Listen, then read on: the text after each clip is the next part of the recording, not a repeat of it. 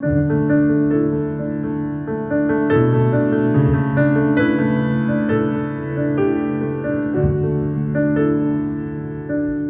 to Fields of Consciousness, a podcast for consciousness conversations with your hosts, myself, Jeffrey Stegman. And myself, Clayton Stedman. As consciousness explorers and founders of Focus Life Force Energy, we're here to bring a holistic approach to consciousness and share practical examples of how you can take your life to the next level. This is the third episode of a 3-part series on biohacking as a way to take control of your environment and your whole being to optimize your expression and experience in the world.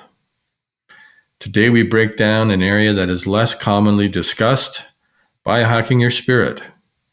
Enjoy the episode. Hello, welcome back, or welcome for the first time to Fields of Consciousness. This episode is the third of a 3-part episode on biohacking, which could be called self-optimization as well. So we believe that the highest form of self-optimization includes the mind, the body, and the spirit for an integrated result. So in this context, hacking, in the biohacking context, hacking means finding those, effective ways to achieve an end result that you might not normally know or might be new, and not the negative, term hacking of attacking a computer system. So these 3 episodes discuss our perspective on the self-optimization of the body, mind, and spirit. Last episode, we discussed optimizing of the mind in particular, which in the context of our explanation is about the thoughts and the ego, and not focused on the brain, which is the classic biohacking focus. It's on the physical body. And brain optimization is addressed by others, and you can explore that as well if you're looking for particular nutritional assistance in boosting or enhancing your mental faculty in terms of thinking. So we discussed some of the origins of thought in the mind, outside conditions that affect our mind, and how to take our mind as a useful tool to the next level with high consciousness fields, meditation, awareness practices, and energetic medicine techniques. You could tune in to the 2 previous episodes to learn more about biohacking of the body and the mind. Our definition of biohacking has an emphasis on optimizing our beingness. We define beingness as including the body, mind, spirit. The definition of biohacking for us means that as individuals, we have the resourcefulness in the mind, body, and spirit to experience an optimal life, which includes achieving and sustaining enlightenment. Well, as we said, Clayton, in the last episode, enlightenment can be a loaded word for some people. There's a lot of people talking about it, a lot of different definitions around. And our go-to is Dr. David Hawkins, author of Power versus Force and many other books. His understanding of enlightenment and his definitions, we look at as living your day-to-day life at a level of consciousness that's 600 on the Hawkins scale. So Dr. David Hawkins made a scale of consciousness that measures consciousness on a scale from really 1 to infinity, and 1,000 in the human realm. So being at 600 or above on that scale 98% of the time is how we define it. And quoting Dr. Hawkins about the conditions of enlightenment, which is also called illumination or self-realization, he said, these conditions represent the transcendence of the limitations of the constraints of the linearity of the ego. So that relates back to our last episode about the mind, and the emergence of the radiance of the infinite reality and source of existence, which relates to this episode. So this quote beautifully leads us into this new episode of the topic spirit, or optimizing spirit, on the journey of increasing freedom in our lives, happiness, joy, and meaning, so that we can create the optimal life for ourselves. So let's talk about spirit for a moment. The intention of this podcast is to share our experience and personal ways of working with the energy and intelligence of spirit. We could say that spirit is universal intelligence, divinity, God, depending on your religious experience in life or previous incarnations. And we're trying to paint this picture with a wide brush, as some words may be triggering to some people. So we're trying to help you find a word that you can relate to. We're not trying to convince you that divinity or God exists. We are sharing our experience, what works for us, and what we believe to be true. And you can decide what to explore for yourself. We are going to go deep into what we believe and the methods that we have used, or at least some of them, to confirm that divinity exists. And kinesiology is a large part of that for us. So we'll be going into kinesiology in more depth today than we have in the past. Mm-hmm. Yeah, it's a bit vulnerable for me to go deep into these things, and it's such an important part of our work with FLFE, an important part of our life, and it feels good to share it with the podcasting audience and our FLFE community. So I'm glad to be diving into this one. So non-human intelligence is something we're talking about in this episode, and it clearly exists. People are understanding animals and even the intelligence of plants. It's coming up in mainstream science and outside of that as well. And beyond the earth, intelligent physical life, is a topic for another day. We could get into some other episode. But we believe that there is non-corporeal intelligence. So intelligence not in a body. Dr. Hawkins has taught us about fields of consciousness and levels of consciousness everywhere around us. So we believe that there's non-corporeal intelligence that exists and interacts with us all the time. And you might have experienced this yourself, like a connection to a loved one. Many people have had that feeling of being close to a loved one who's passed already, passed away. Maybe a whisper in your mind. We've talked about where your thoughts come from and that these thoughts are not our thoughts. Well, we believe that some of these thoughts are coming from other beings, from intelligent life, perhaps not in a body. And that could be a whisper of inspiration or encouragement, or an idea that's just not yours, that it just shows up as an inspiration. And, we don't know the physics of it, but, it could be different dimensions are interacting there. Yeah, so we talk about Dr. David Hawkins a lot, and we've referred to him in earlier podcasts. He's a psychotherapist, psychologist, has several best-selling books. The one that he's most known for probably is Power versus Force. So you can look him up if you're not familiar with his work.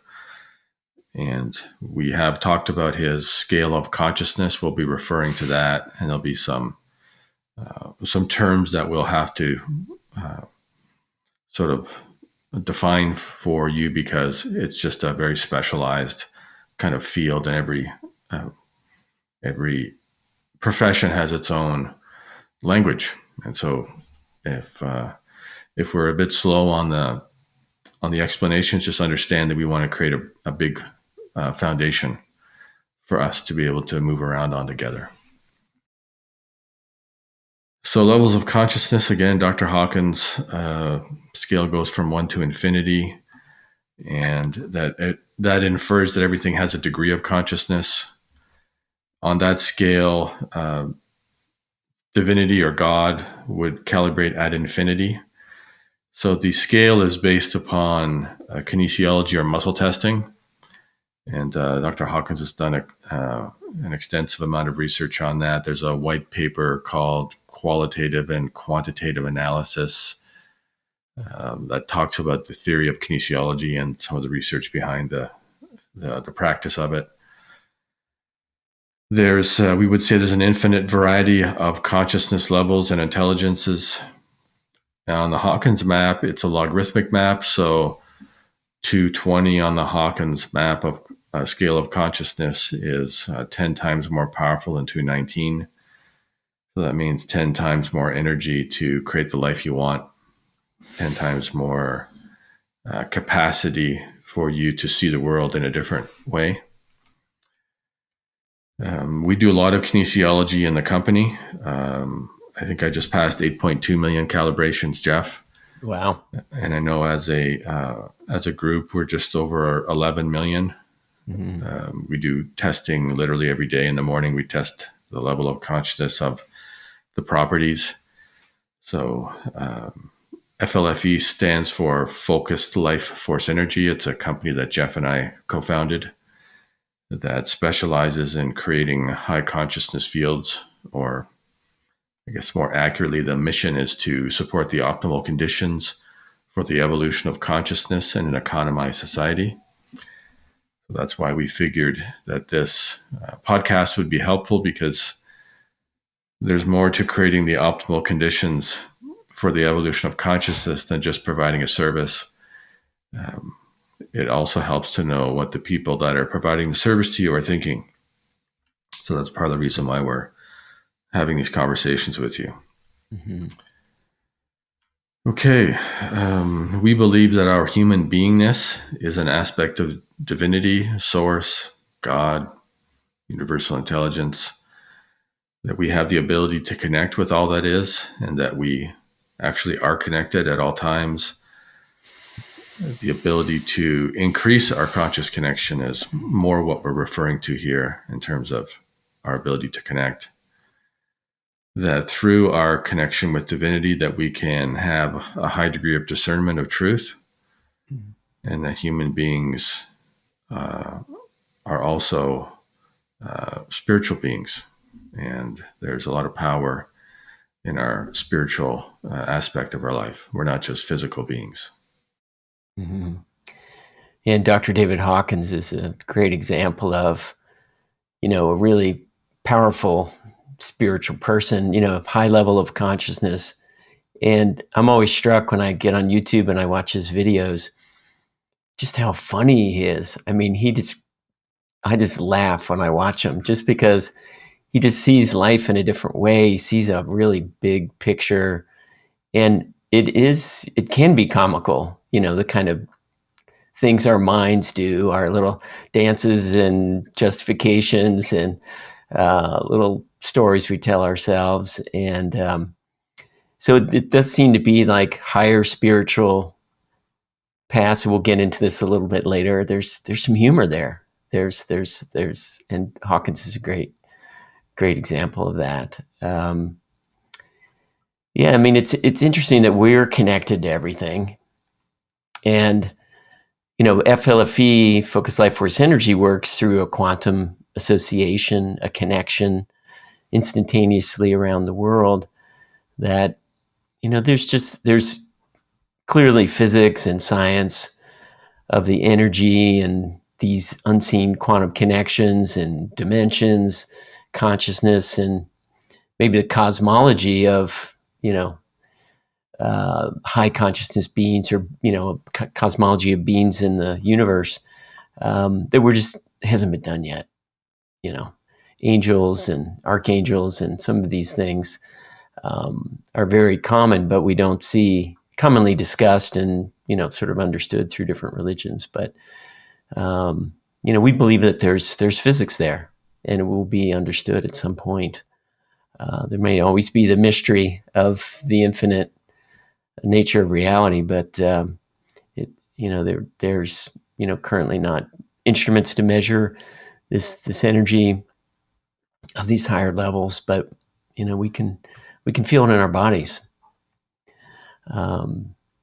So if there are higher forms of intelligence, including infinite intelligence, that it exists, as we believe, then how can we work with these intelligences and with the energy associated with these high beings?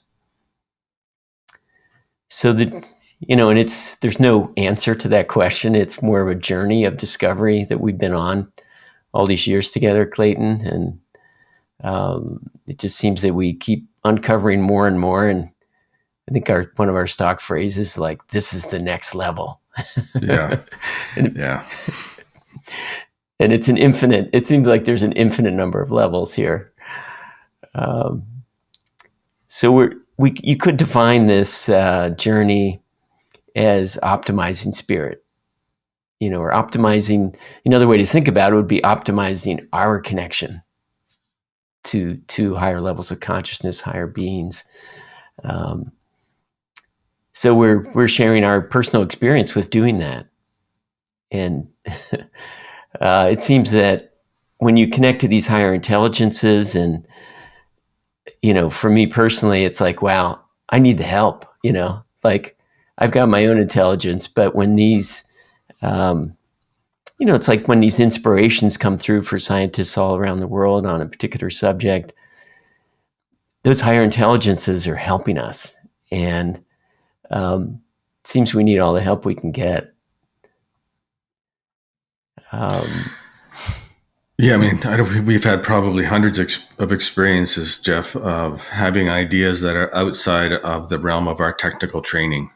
Mm-hmm. And when we include them in the technology that we're continuing to co-create, it works.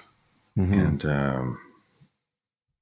And there's a lot of variables that would have to go into discovering that one insight that we get from someplace. Well, we think we have enough evidence that it comes from a higher power, but the number of variables involved to get to the assumption that we're able to receive as a thought, or the conclusion that we're receiving as a thought, it would make it impractical to run any kind of a business. It would just take too long to research every variable, and we get an answer and it works. Mm-hmm. So that's part of our experience. Mm-hmm. And many people around the world have that experience. It's not unique to us. I think the classic way of a scientist coming up with, a breakthrough in his industry or her industry would be that they have a nap and they wake up and they have an answer and they don't know where it came from. Einstein's known for lying down on his desk, or many inventors are known for just taking a nap in the middle of the day, and they're working on something, and all of a sudden there's a completeness to the idea. So where does that thought come from? That's the question. Mm-hmm. Yeah. And for me, and for both of us, I believe there's the personal journey of evolution, of rising in consciousness on this, you could say, this journey to enlightenment, to use that word. And that journey, and we'll talk more about this later, can facilitate this connection to these intelligences. That as you move higher in consciousness, it can facilitate that. And everyone's on their personal journey. Everyone is perfect where they are, and we all have our work to do. There's not better or worse. It's just that's been part of our lives, and our commitment in our lives is that journey of of consciousness? So higher levels of consciousness are associated with more resources, and the foundation for a high level of consciousness in any area typically is an education. So we're not saying that an education isn't important. In the world of kinesiology, we invest a lot of time, energy, and money into learning from different experts. And eventually you have to do your own work to establish your own, I will say, professional credentials or professional standards in emerging professions, such as the use of kinesiology to measure consciousness. There's not as many established standards as there are in the use of kinesiology in chiropractic or nutrition. So it's a little bit of a different way to explore making something a profession when it's still emerging. So that's something you're going to have to find your own piece with. But there is a growing body of evidence about kinesiology and its ability to measure consciousness, and that's going to be that's something you'll have to figure out on your own at this point. We don't have. We'll probably talk more about where you can get resources for that in the future, but today is really to talk about our experience. So when we're looking to get help from what we consider divinity, some people call it a higher power. I think that term would probably be a good idea to define that individually for yourself. There are some religions that find the higher power thing as being co-opted by belief systems that they don't support. So you have to make peace with that term yourself. We typically use divinity. That seems to be the most neutral one. We believe it's important to always go to God first, or divinity. What happens when you're doing this type of work is you'll typically be getting a stream of thought from a particular angelic realm. And the challenge is to go to that angelic source. And we determine that through kinesiology, measuring the source of the thought. So the challenge is to go to the challenge becomes to go to that angelic source because it's been helpful, rather than divinity itself. So that's something that has to be managed as you explore this more and more. So you go to God, you ask for a specific connection for a specific purpose. It's just like going to a CEO of a business to find the right person to help you, if you can have access to that CEO. We typically we always do a protocol of protection to some degree. And we, through kinesiology, measure where the thoughts are coming from. And we measure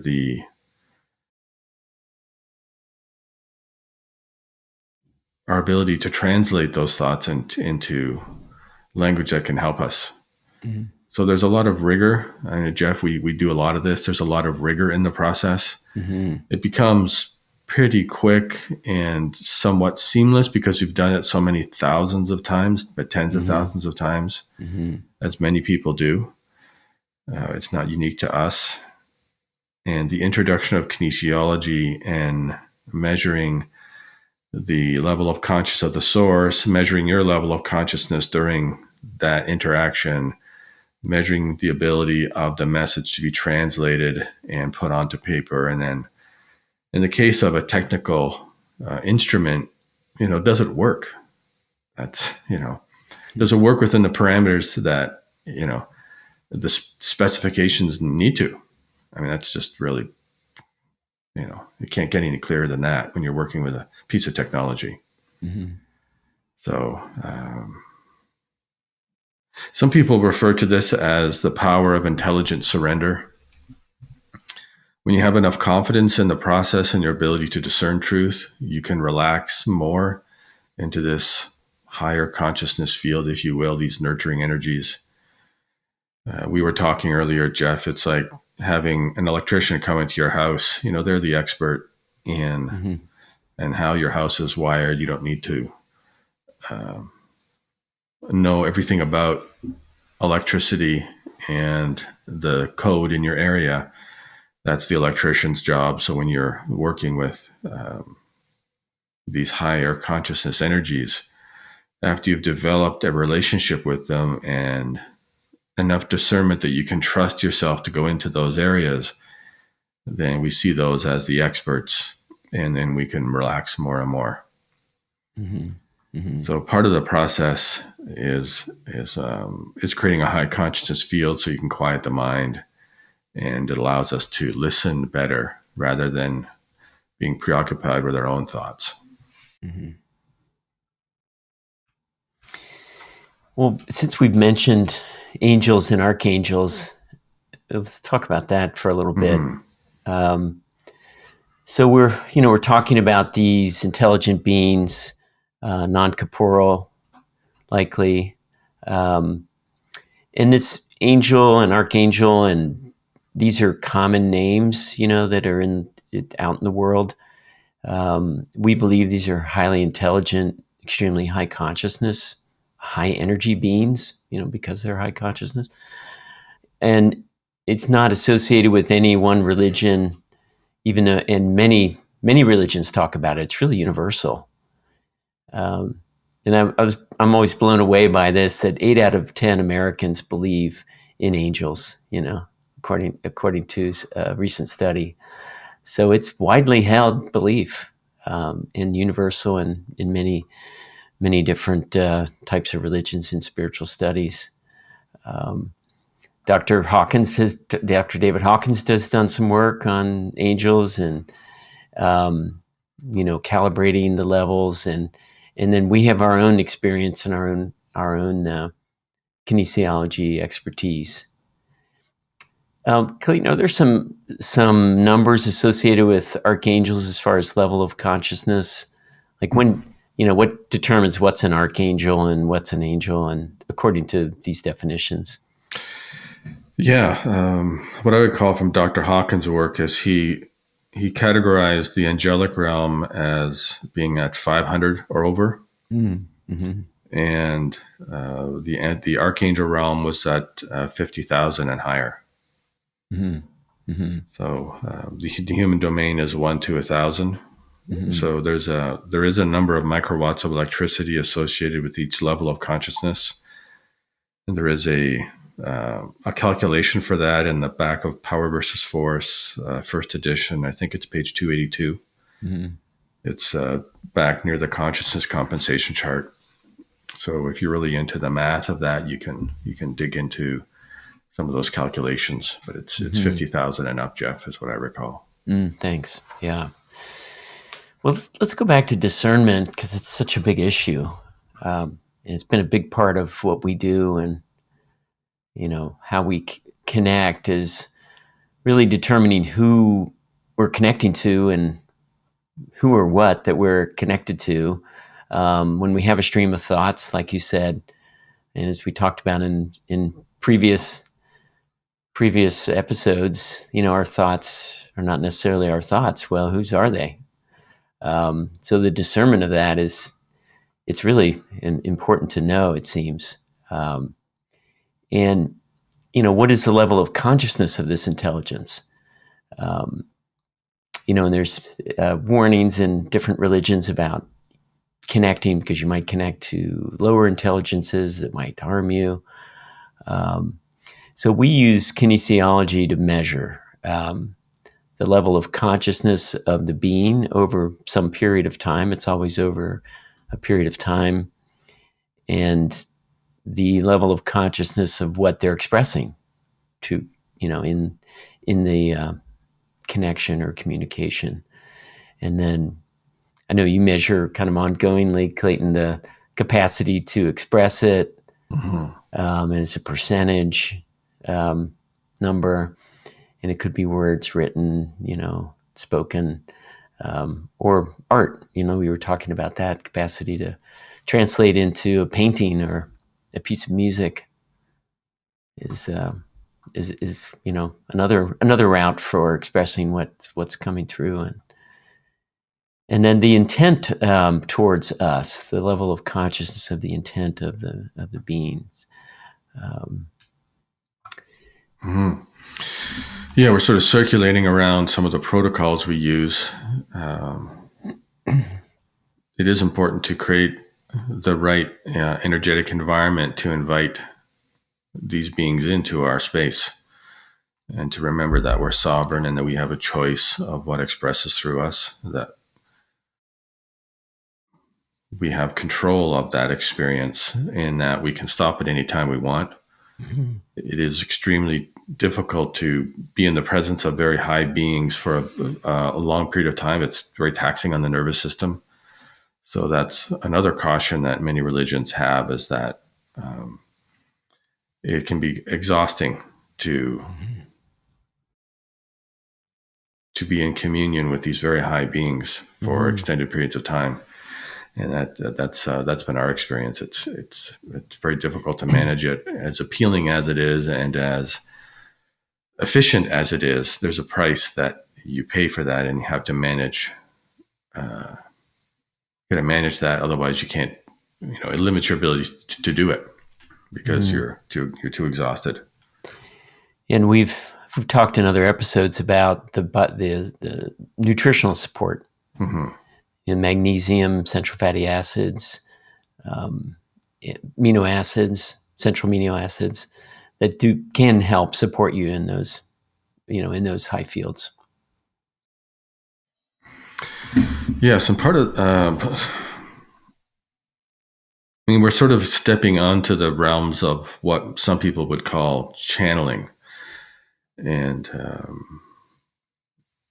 we have to probably talk about that in quite a bit of detail one day, and really get some definitions that are highly truthful, so we can look at what's the discernment between receiving a positive thought to help you invent something and channeling a message. Is there much of a difference? Classically, channeling has been seen as someone going into an altered state where they may not even be aware of what they're saying. A message comes through them, and then that being that's speaking through them stops. That's a classic example of channeling. Probably Edgar Cayce would be a well-known example of a highly integrous channeler in the past that I think a lot of people respect. And it is interesting to explore where our thoughts come from, and to be able to use rational discernment about the intelligence of the message and how you determine its authenticity. Mm-hmm. And that is something that each person has to explore in their own way. There are schools of thought out there that will train you to notice when a certain energy is coming into your energetic field, that there'll be perhaps a weight or a tap on your left shoulder, and then there might be a sensation of relaxation in the body, of warmth. There's a process that most trainings will go through that have a professional delineated discernment process. And it's not the same for everybody. Mm-hmm. So we use kinesiology. We use other sensory inputs like these, like what I just talked about. And we believe in using professional discernment, even in the nonlinear realm of trying to connect or consciously connecting with these higher beings that can help us, create a better life for ourselves and others. So it's not just that we turn ourselves over and hope something good shows up. I don't believe that that's safe, quite frankly. And if you spend enough time around this genre or in this world, you will find people that think that you just have to open yourself up. And if you're a loving person, that'll all work out. Well, usually that does work out. And we've had personal experiences with friends that we know and other people in the industry where it hasn't worked out. Mm-hmm. Not all the beings that come through are benevolent. Not all the messages are positive. Mm-hmm. And one of the things that we did do in the beginning was we recorded anything that was coming through, and we were able to go back and measure all the variables we've talked about and more to audit that message. So that's another thing you can do. There's an accountability, Jeff, about recording the message and then having it be available to audit by other people. And at some point, we stopped doing that because we felt we had enough protocols in place that we could manage it as it's happening or within minutes of it happening. But that was a big step for us in the beginning, was to, okay, we feel that we're getting a thought from a higher power. We're measuring the source of that. We're measuring the ability to translate it, and then we record it so that it is transparently available for other people to review. Mm-hmm. Mm-hmm. Mm-hmm. Yeah, thanks, Clayton. It's been a long journey together, and it's great to go back over some of these steps. And there is, for me, a feeling, that it's unique in the sessions that we've done. That it's really kind of a feeling of upliftment in my body, and like a buzziness of energy. There is a timeless quality about it. Like, it feels, I don't know how much time has passed. Things go by really quickly, and the body seems to put itself on hold. One of the things I've noticed is at the end of a session, you're like, oh, I really need to go to the bathroom. Yes. Or I'm really thirsty. But while you're in that state, it's not, the body just isn't knocking hard on the door. But the other thing that really strikes me is the quality of kind of win-win-win-win, like a support of everything. It's like there's acceptance and love and joy. And I think, many scientists might agree with this. These elegant answers show up that solve the problem. And they seem elegant in that they cover so many bases, It's like, wow, then it's good for this person and that, and we make more money, and everyone, is more joyful, and they're just like these win-win-win solutions. So that's a kind of a personal experience of that feeling of that connection to a higher being, and I've been in situations where there's been a lower, like someone channeling a lower level, and there was more.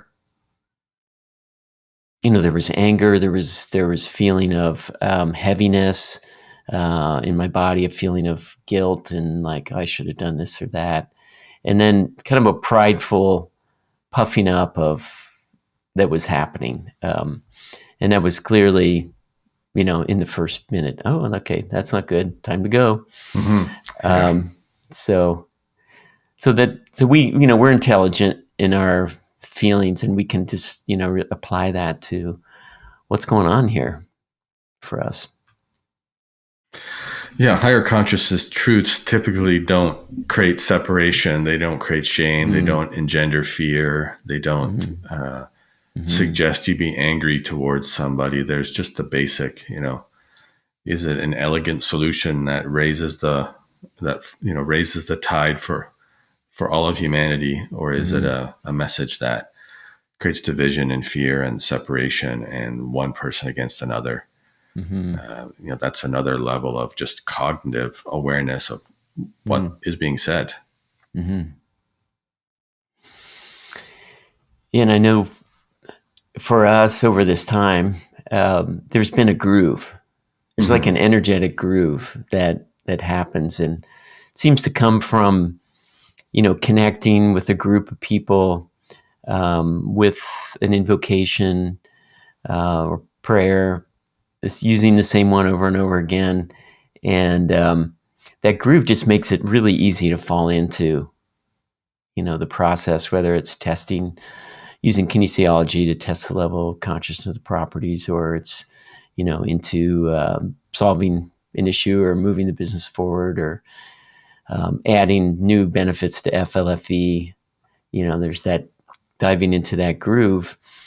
And there are many historical existing pathways, energetic pathways, that have been used, throughout the centuries, to whether either traditional, religious figures, to saints, to angels. So you could access your background. I'm kind of speaking to the audience here. You could access your background of your family or the religion that you were raised in, and find those energetic pathways that work for you. Yeah, and over time you'll develop your own way of connecting. I mean, our experience is we do a little prayer. We have Focus Life Force Energy as a service on the property where we're, it's typically always with us, but it's in the space. And then we have a boost. We might use a boost to raise it even higher. We go to divinity. We ask the whatever angel can help us to be present. And then we go through the process that we've talked about before. We start receiving thoughts, and we start measuring where they're coming from. And just as we've mentioned, we go through that process. And after you've done it, hundreds of times, it becomes easier. After you've done it thousands of times, tens of thousands of times, sometimes it happens in a way that isn't as, we'll say, planned or structured. It might just mean that if there's a few people in a meeting, for example, in the business, because there's a high level of consciousness in between the people, it seems that the higher the level of consciousness of the field between the people, the easier it is for the divine to speak to those people. And, we measure the level of consciousness of the field between you and I, Jeff, and Ashutosh, because he's our GM and we work a lot with him. And if it drops, we sort of notice that there's something unresolved between us, and we have to work at that and get it cleared up. And at some point, everything has to stop for you and I to be at peace with each other. It's not that the whole company stops or the service stops, but that nonlinear, elegant assistance that we get starts to become thinner, and we have to do our own work. And I don't know any other way around that. Yeah. And if you were just doing something personally, I would imagine that you would have to do your own work to keep your own level of consciousness high. I'm just thinking of all the healing practitioners that we have on the service, Jeff, and many of them find it easier to do the work in a high consciousness field. I mean, that's pretty standard. They have their rooms that they clean, and they smudge them. They put essential oils. They do whatever they do to keep the energy high, so that non-linear experience can be had by the client. And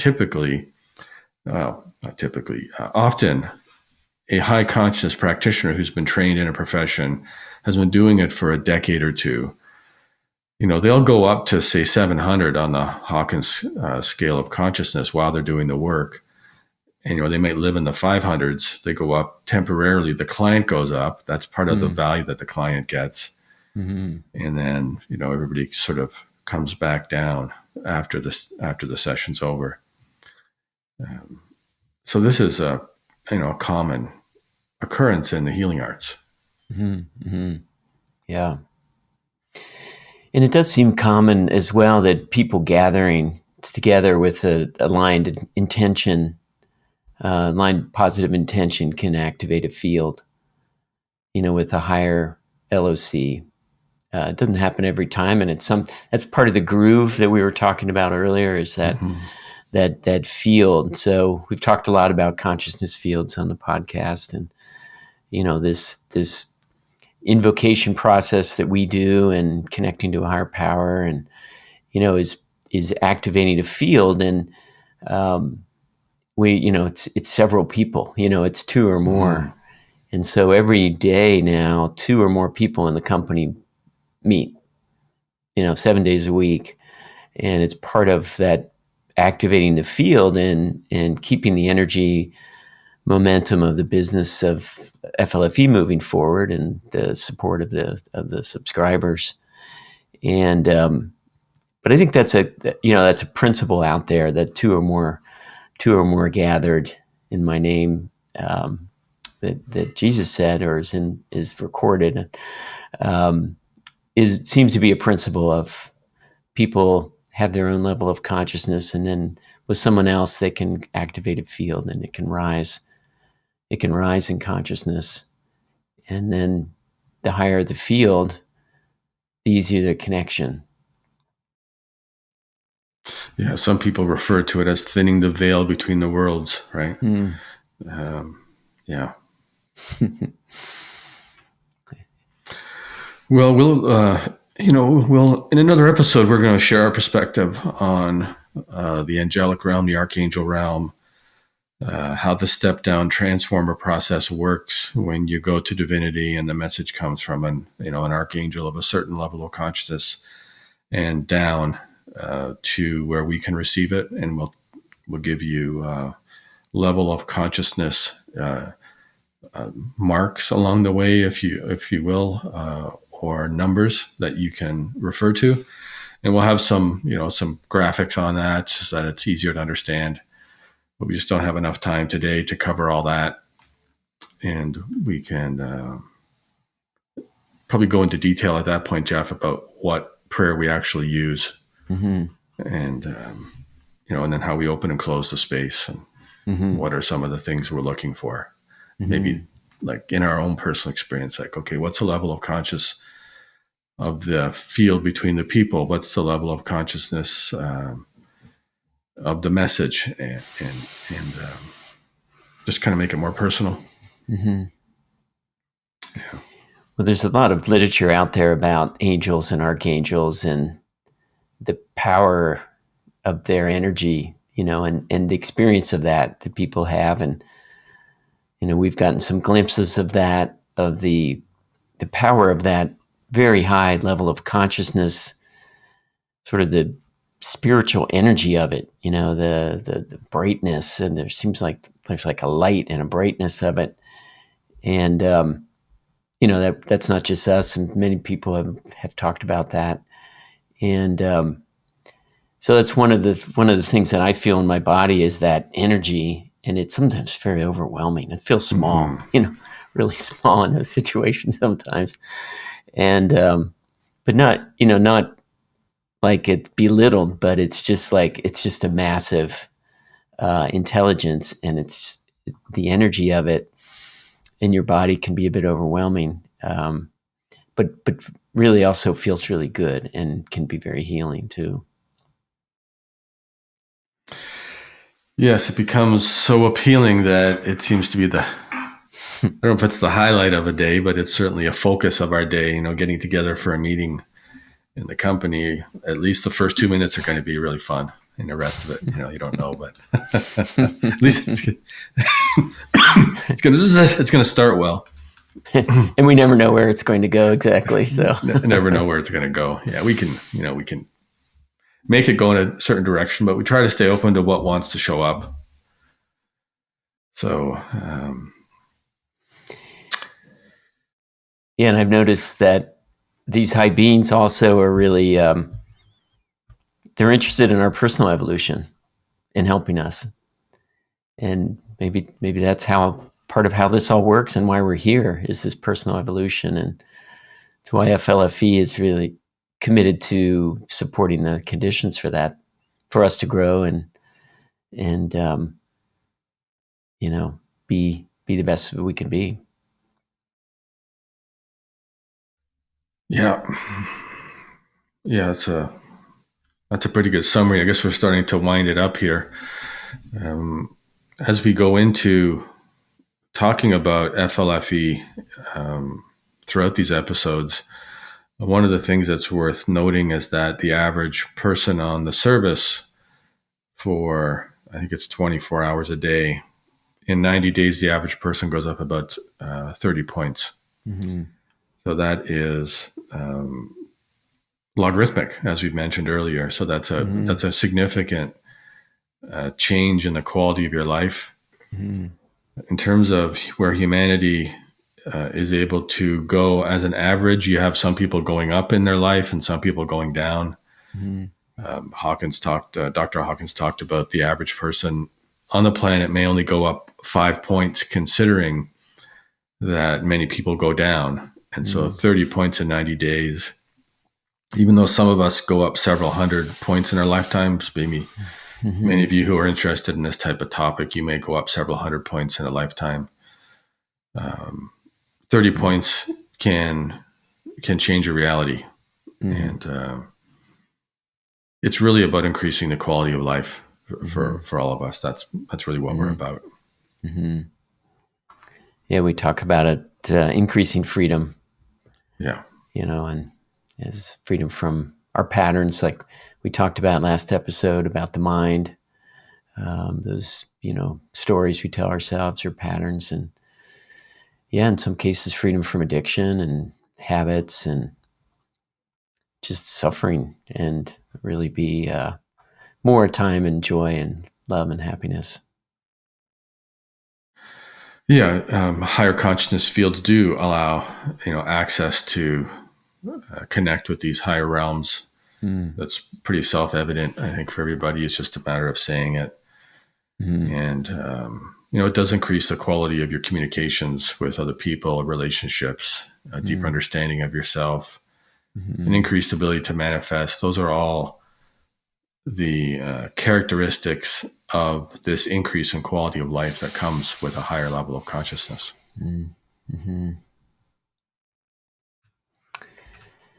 Yeah, so summarizing a little bit, why optimize spirit?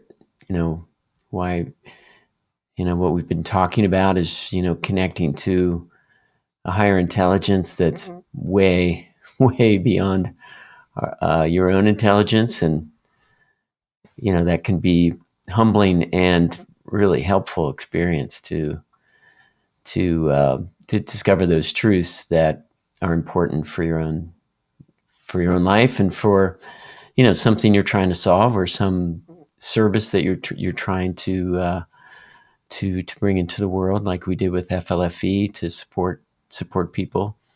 So that connecting, helped us to do that. Well, way beyond what we could have done with our little minds, it seems. And then, accessing those higher levels of truth, for our loved ones as well as ourselves and community, benefiting all of creation, like we do with our service projects. And then there's the spiritual energy of, and the feeling of being in a high consciousness field, and the healing aspects of that. Another reason to do this kind of work. And and it seems these connections are there, and all we have to do is ask. We do these invocations, we ask, and bam, it's like it happens so fast. So if you don't ask, it's not. The whispers are there, it seems, but that conscious connection seems to be powerful. And we hope this 3-part series has been helpful to you, and in expanding biohacking beyond the bio to our entire being, and to the infinite intelligence and consciousness fields that are around us all the time, and within us as well. So we hope this series has given you a sense of the multitude of tools, or hacks you could call them, that in the biohacking vernacular, that we all have to evolve our body, mind, and spirits. and our life. Onward and upward, as we say, to increasing freedom, love and joy and capacity in our lives. Yeah, so at the end of each podcast, we invite you to practice some of the things we've talked about. In the world of coaching and in many educational models, it's recognized that if you take an action that you wouldn't have taken if you hadn't have listened to the conversation or didn't participate in the class, if it's a formal classroom setting, if you do something that you wouldn't have done if you didn't participate, that you're increasing the likelihood that you'll remember the information in a way that's meaningful for you. So with that in mind, you could take some time in a quiet space and try to connect in the ways that we've suggested or outlined and see what you experience.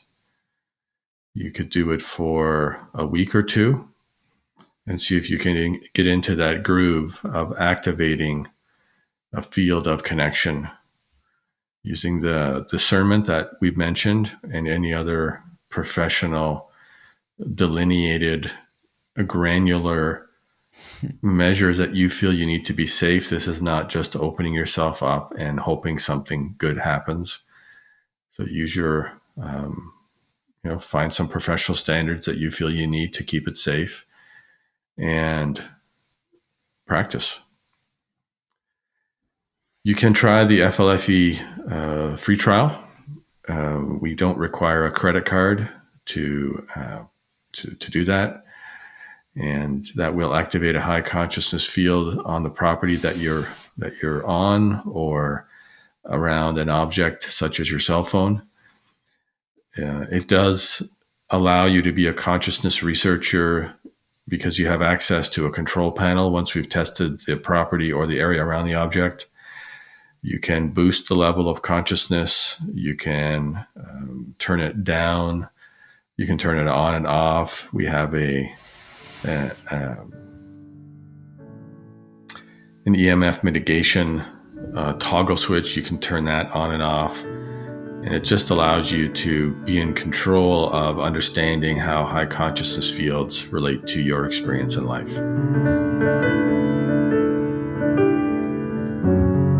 Thanks for joining this episode of Fields of Consciousness, the podcast of consciousness conversations.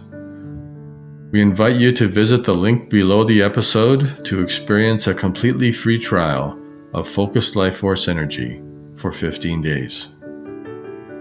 If you like, you can subscribe to the Fields of Consciousness podcast and tune in next time. We release new episodes every other week on Tuesdays at 11:11 a.m. PST. Onward and upward.